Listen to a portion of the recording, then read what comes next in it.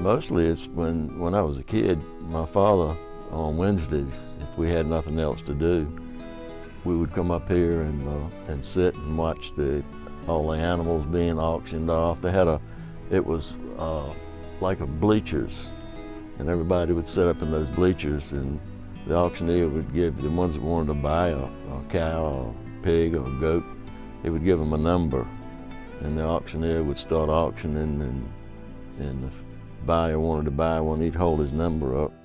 Behind these walls of Harvest Fellowship Baptist Mission is the story of the Smithfield Livestock Market.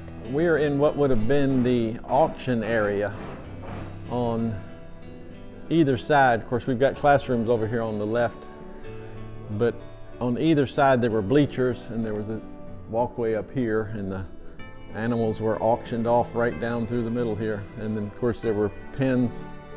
I believe on both sides there were stable type pens.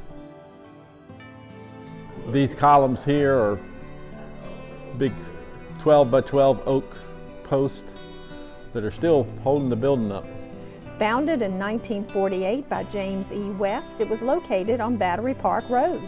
Housed in a 100-square-foot cinder block building with a cattle pen, sale ring, and office, the market was a convenient place for area farmers to sell their livestock. Trucks used to line up all the way down the road for a quarter of a mile from all over the state, waiting to get in here to auction.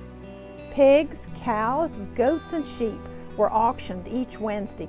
Sometimes it would go to late in the evenings, and usually it started, as best I can remember, somewhere around 8 o'clock in the morning.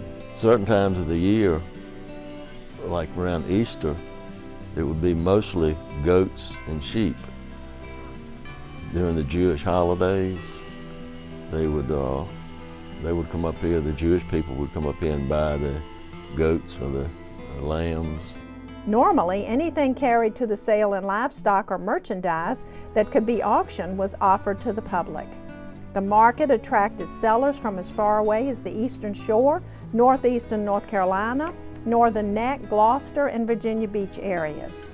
In September 1977, the owners decided to close the market because it could not operate in strict compliance to federal regulations. However, in December, the market reopened with the same owners. To represent them in complying with federal regulations, the owners joined Livestock Market Association, which was headquartered in Kansas City, Missouri.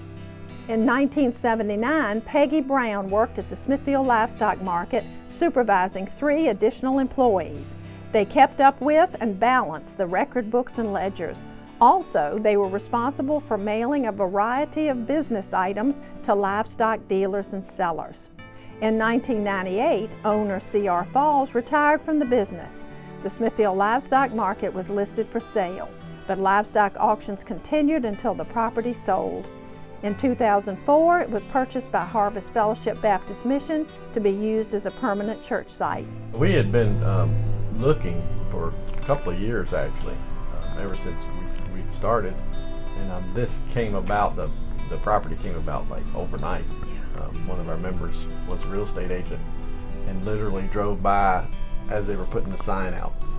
When we bought this, it was pretty rough, so the first order of business was to renovate it and get it usable as office space, as well as the big area in the back we could have, and we'll still use it for Bible studies. Chickens were often unintended market attendees. When they'd bring the cattle trucks in here, or pig trucks, and a lot of times when they left the farm, it'd be chickens in the truck, and they didn't know it. And the chickens just roamed around here everywhere. And we would come up here and catch a chicken or two every once in a while when nobody was around. Even today, churchgoers sometimes recall the previous activities of the site. We did have several weddings here, and I remember one wedding we had, and after the wedding was over and they were kind of having a little reception, the guy came up to me and says, "I wouldn't say this to the bride, but the last time I was here, my granddaddy was bidding on a goat right about where she was standing."